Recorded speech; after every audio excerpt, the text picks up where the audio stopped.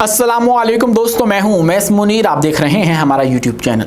हम एक गैर जिम्मेदार बदमाश रियासत के इल्ज़ामात कबूल नहीं कर सकते। आज पाकिस्तान ने इसराइल को वो धोबी पिछाड़ दिया है जो शायद कतर ने भी नहीं दिया। कतर वो जिसके ऊपर इसराइल ने हमला किया था, वो भी आज सलामती कौंसिल के इजलास में वो रिस्पॉन्स इस सहूनी रियासत को नहीं दे सका है जो पाकिस्तान ने आज कर दिखाया है। आज क्या हुआ, 15 मुमालिक ने, 15 अरकान ने, सलामती कौंसिल ने किस तरह से इसराइल के इस कदम के खिलाफ फैसला सुना दिया है। आगे चल के आपके सामने तमाम तफसीलात रखेंगे और आपको यह भी बताएंगे कि किस तरह से पाक फजाइया एक बार फिर से खबरों की जीनत बन चुकी है। अब की बार मशरिक वुस्ता का एक मुल्क जो कि पाकिस्तान की एयरफोर्स से चीजें सीखना चाहता है, हमारे पायलट्स की जो ट्रेनिंग है वो हासिल करना चाहता है, वो मुल्क कौन सा है जिसके साथ अब हम लोग मजीद जो ताउन है उसको बढ़ाने जा रहे हैं, उससे किस तरह से हमें फायदा होगा, उनको फायदा होगा, आगे चल के आपके सामने रखेंगे और आपको यह भी बताएंगे कि एक कदम जो कि पाकिस्तान के एक दरीना दोस्त चीन की जानिब से उठाया गया है और पाकिस्तान के साथ दोस्ती का हक अदा कर दिया गया है। अब पूरी दुनिया के अंदर पाकिस्तान की तमाम तर जो इंफॉर्मेशन है, मालूमात है, उस तक रसाई होने वाली है।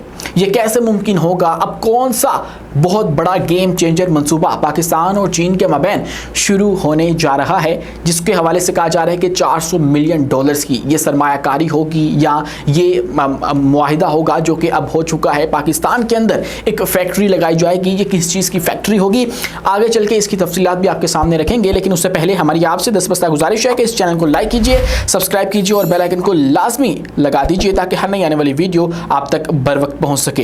तो दोस्तों, इजराइल ने जब कतर के ऊपर हमला किया तो एक जो नुक्ता है वो ये भी उठाया जा रहा था कि अब सलामती कौंसिल से इस हवाले से क्या रद्दअमल जो है वो सामने आता है, क्योंकि सलामती कौंसिल जिसका पर्पज़ ये है कि दुनिया के अंदर अमन कायम रखना है, जो कि वो कभी भी नहीं रख सकी है। कभी गजा के खिलाफ जो है वो कोई अमली इकदाम नहीं कर सकी है। मजम्मतें होती रहती हैं लेकिन मजम्मतों से आज तक जो है वो कोई फ़र्क पड़ा है? क्या इसराइल को रोक पाए हैं? नहीं रोक पाए हैं। तो आज भी अमेरिका समेत जो कि इस हमले के पीछे था, इसराइल का साथी है, उस समेत 15 अरकान ने सलामती कौंसिल के इजलास के अंदर कतर की जो है वो इस तमाम तर जारहियत की कतर के अंदर मजम्मत की है, लेकिन इसराइल का नाम तक नहीं लिया। Can you imagine? जो हुआ है वो गलत हुआ है, लेकिन जो करने वाला है वो गलत नहीं है। उसका नाम नहीं लिया लेकिन मजम्मत सबने कर दी है और उसके अंदर फिर पाकिस्तान का नाम बहुत ज़्यादा जो है वो इस वक्त डिस्कस हो रहा है, जिसने बहुत ही सख्त जो अल्फाज हैं उनका इस्तेमाल करते हुए जो इजरायली जारहियत है उसकी मजम्मत की है और एक तरह से आप यूँ कह लीजिए कि ख़बरदार कर दिया है उनको। और रिसेंटली जो नेतन्याहू का बयान पाकिस्तान के हवाले से सामने आया था, उसको लेकर हमारी आवाम भी बहुत ज़्यादा तैश में थी, हमारी रियासत भी बहुत ज़्यादा तैश में थी कि आखिर इसने पाकिस्तान को मेंशन क्यों किया और एक बेतुके से मामले के अंदर पाकिस्तान को क्यों घसीटा। अब इसका जवाब देना जो है वो मकसूद था और पाकिस्तान ने आज दिया है। पाकिस्तान के जो मुस्तकिल मंदूब हैं इस वक्त आसिम इफ्तिखार, उन्होंने बहुत ही हार्ड रिस्पॉन्स दिया और उनका एक जुमला जो है वो इस वक्त गूंज रहा है और वो ये है कि हम एक गैर जिम्मेदार बदमाश रियासत के इल्ज़ामात को कबूल नहीं कर सकते। इल्ज़ाम हमारे ऊपर ये लगाया गया था कि पाकिस्तान जो है वो दहशत गर्दों को पनाह देता है, जबकि हकीकत ये है कि पाकिस्तान दहशत गर्दी का एक विक्टिम है। पाकिस्तान काउंटर टेररिज्म के लिए जो इकदाम कर रहा है शायद इसराइल ने भी कभी वो ना किए हों और इसके बावजूद पाकिस्तान को ये इल्ज़ाम देना, इसका जवाब देना जो है वो बहुत ज़्यादा मकसूद था। आलमी प्लेटफॉर्म के ऊपर ये चीज़ जो है वो उठाना ज़रूरी था क्योंकि नेतन्याहू उस वक्त स्पॉटलाइट के अंदर थे जब उन्होंने ये बात की और पूरी दुनिया को बता दिया कि पाकिस्तान जो है वो जगह देता है उन लोगों को जो कि हमला करते हैं।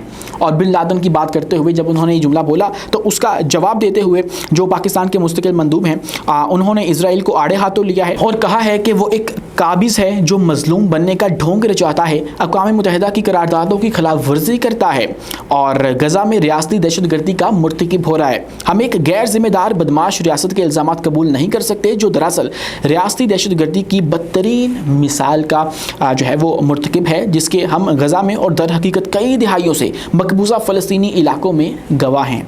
पाकिस्तानी मंदूब आसिम इफ्तिखार ने मजीद कहा कि हमारी राय में नाकाबिल कबूल बल्कि मज़े का खेस है कि एक जारे काबिज और अक़वाम मुत्तहिदा के चार्टर और बैनुल अक़वामी कानून का मुसलसल खिलाफ वर्जी करने वाला मुल्क यानी कि इसराइल इस ऐवान का गलत इस्तेमाल करे और इस कौंसल के तकद्दुस की तौहीन करे।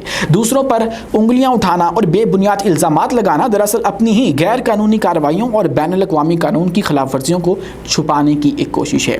एक तरफ तो हमने इसराइल को मुंह तोड़ जवाब दिया है, नेतन्याहू को जवाब दिया है कि जो उसने पाकिस्तान के ऊपर इल्ज़ामात लगाने की कोशिश की वो बिल्कुल बेबुनियाद हैं, तो वहीं पर हमने इन इदारों की जो अहमियत है वो भी बता दी है और हमने बता दिया है कि तमाम तर जो इदारे हैं ये गलत इस्तेमाल हो रहे हैं। अगर ये इसराइल को रोक नहीं सकते हैं तो इनका पर्पस ही पीछे क्या रह जाता है। मकसद आपका है कि अमन कायम करना है। अमन तब कायम होगा जब गज़ा के अंदर इसराइल सीज़ फायर करेगा, जो कि ये अक़वाम मुत्तहिदा नहीं करवा सकता। तो फिर इस इदारे का पर्पस क्या है? तो ये बात भी जो पाकिस्तान के मुस्तकिल मंदूब हैं उन्होंने इन सब ममालिक के सामने कर दी है। और इसी के साथ ही जो कतर है उसने भी उस तरह के अल्फाज इस्तेमाल नहीं किए जिस तरह के पाकिस्तान ने इस्तेमाल किए हैं, और उन्होंने भी जो इसराइली हमले हैं उनको उनकी जो सफारतकारी है उसके ऊपर एक हमला करार दिया है और वही रिवायती जो बयानात हैं वो दिए हैं। लेकिन पाकिस्तान ने एक अच्छा खासा रिस्पॉन्स दिया है और कॉन्फिडेंस के साथ दिया है। ये वो कॉन्फिडेंस है जो कि जंग जीतने के बाद आया करता है। हमने इसराइल के दोस्त को मात दी और बहुत ही बुरी मात दी। उसके बाद पाकिस्तान के पास ये कॉन्फिडेंस है कि हम लोग इसराइल को भी आंखें दिखा सकते हैं, क्योंकि हम लोग अपना दिफा करना जानते हैं। लेकिन कतर ऐसा नहीं कर पा रहा। कतर आज भी अमरीकी सदर के साथ मुलाकात करने वाला है। कतरी वज़ीर-ए-आज़म आज हज़रत डोनाल्ड ट्रंप के साथ मिलेंगे और जब मिलेंगे तो उसके अंदर फिर गज़ा के हवाले से बात की जाएगी, ये जो हुआ उसकी मजम्मत की जाएगी और वही सारा ढकोसला जो कि हमें पहले भी फीड करने की कोशिश की गई है, लेकिन उसका कुछ बना नहीं, उसका कोई रिस्पॉन्स जो है वो सामने नहीं आया। और उसके बाद फिर कतर मामूल की ज़िंदगी जीने लगेगा। ना इसराइल को इस जारहियत का जवाब दिया जाएगा अनटिल अनलेस कि दोबारा इनके ऊपर हमला हो जाए। फिर दोबारा यही एक प्रोसीजर चलेगा, एक सर्कल चलेगा। तमाम ममालिक जो हैं वो बयानात अपने अपने देंगे और साइड पे हो जाएंगे और इसराइल यूं ही दंदनाता फिरता रहेगा। तो एक बार फिर से ये सर्कल चलाने की जो कोशिश है वो की जाएगी। इसी के साथ जो इजिप्ट है उसने भी बहुत सख्त अल्फाजों का जो इस्तेमाल है वो आज कर दिया है। और इसी के साथ अगर हम बात करें तो जो इराक है, हमने आपको बताया था कि उनकी फ़ज़ाइया के एक अहम तरीन कमांडर पाकिस्तान आए और पाकिस्तान आकर उन्होंने हमारे सबसे पहले जो chairman chief of joint staffs committee हैं उनके साथ मुलाकात की। जब उनके साथ मुलाकात की और उसके बाद फिर वो गए एयर चीफ के पास। हमारे एयर चीफ के साथ मुलाकात करने के लिए इस्लामाबाद हेडक्वार्टर्स का उन्होंने दौरा किया। जब वहाँ पर वो गए हैं तो वहाँ से एक ख़बर निकल कर सामने आ रही है और वो ये है कि जो पायलट तबादला प्रोग्राम है इराक की एयरफोर्स का और पाकिस्तान की एयरफोर्स का, वो एक होने जा रहा है जिसके अंदर हम लोग अपने पायलट्स को ट्रेन करेंगे। इसके अलावा बहुत से जो दीगर प्रोग्राम्स हैं उनके अंदर भी ताउन को बढ़ाने की बात जो है वो इस वक्त चल पड़ी है। इराक वही मुल्क है मशरिक़ वुस्ता का जिसके अंदर रिसेंटली हमारा इलेक्ट्रॉनिक वॉरफेयर सिस्टम जो है वो नस्ब किया गया है। ये खबर सामने आई थी, हमने आपको बताई भी थी, विजुअल्स भी सामने आए थे जब इनके जो चीफ ऑफ द स्टाफ हैं उन्होंने बज़ाते खुद एक इंडक्शन की थी अपनी फ़ोर्स के अंदर और उसके अंदर उन्होंने पाकिस्तान की मदद से तैयार किया हुआ जो इलेक्ट्रॉनिक वॉरफेयर सिस्टम है वो अपने यहाँ नस्ब किया था और एक जैमिंग सिस्टम भी था। फिर उसके अंदर दीगर जो आलात हैं इलेक्ट्रॉनिक वॉरफेयर सूट के वो वहाँ पर मौजूद थे। और उसके बाद ये खबर जो है वो फिर वायरल भी हुई थी और ये भी कहा गया था कि पाकिस्तान जो है वो अब मशरिक़ वुस्ता के अंदर भी अपने पाँव जो है वो जमा रहा है और वहाँ पर अगर हमारे हथियार मौजूद हैं तो ये दुश्मन के लिए एक वाज़ेह पैगाम है कि अगर हम लोग वहाँ पर पहुंच सकते हैं तो फिर तुम्हें ख़बरदार रहना चाहिए। और हमारा दुश्मन कौन है वहाँ पर आपको बताने की अब ज़रूरत नहीं है। दोस्तों इसी के साथ मज़ीद बात करें तो चाइना जो कि हमेशा से हमारा साथी रहा है, अब एक बार फिर से उसने अपनी दोस्ती का हक़ अदा कर दिया है और एक ऐसा कदम इन दोनों ममालिक के दरमियान उठाया गया है जिसके बाद पाकिस्तान की रेंज में पूरी दुनिया आ जाएगी। पाकिस्तान पूरी दुनिया की मालूमात जो है वो खला से हासिल कर सकेगा और वहाँ से मालूमात हासिल करके जो मुस्तकबिल की जंगें हैं उनकी तैयारी भी कर सकता है, क्योंकि ये अब बात की जाती है कि अगली जो जंगें होंगी वो स्पेस में लड़ी जाएंगी, वो स्पेस वॉर्स होंगी और ये ज़मीनी जंगों का दौर अब ख़त्म होने वाला है। और इसके अंदर जो सैटेलाइट्स हैं वो कलीदी किरदार अदा करती हैं। पाकिस्तान के पास सैटेलाइट प्रोग्राम जो है वो उस तरह से नहीं है, लेकिन अब होने जा रहा है। पाकिस्तान ने रिसेंटली जो खला का सफ़र किया है वो चाइना की मदद से किया है। चैंगी 6, चैंगी 8 भी अब होने जा रहा है 2028 तक। तो ये तमाम तर सफ़र के बाद अब हो क्या रहा है कि पाकिस्तान की अपने अंदर एक फैक्ट्री लगाने का फैसला कर लिया गया है।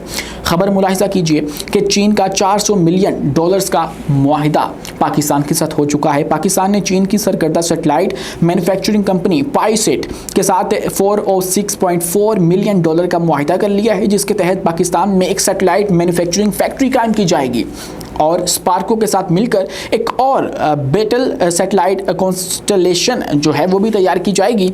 और मुआहिदे के तहत पाईसेट एक मजबूत सैटेलाइट सिस्टम तामीर करने में पाकिस्तान की मदद करेगी, जो हमें दुनिया भर से रियल टाइम कम्युनिकेशन और रिमोट सेंसिंग की सहूलत फराहम करेगी। रियल टाइम जब आपको इन्फॉर्मेशन मिल रही होती है तो ये गेम चेंजर होती है। हमने रिसेंटली देखा भारत के ख़िलाफ़ जब हम लड़े थे तो हमारे पास जो रियल टाइम इन्फॉर्मेशन है, जो इल्ज़ाम हमारे ऊपर भारत की जानिब से लगाया गया, उसने बेसिकली गेम चेंज कर दी। भारत की इन्फॉर्मेशन जो है वो हमारे पास पहुंच रही थी चाइना की मदद से, तुर्किया की मदद से, तो फिर हमने उसका इस्तेमाल करते हुए दुश्मन को निशाना बनाया।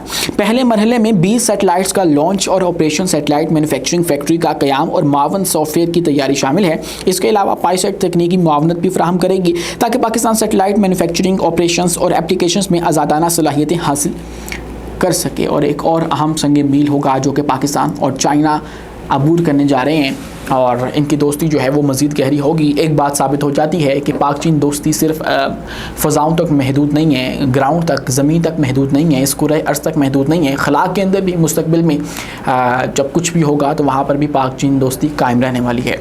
आज के लिए इतना ही। अपने मेज़बान उमैस मुनीर को दीजिए इजाज़त। मिलते हैं अगली वीडियो में किस नई मालूमात के साथ। शुक्रिया, अल्लाह हाफ़िज़।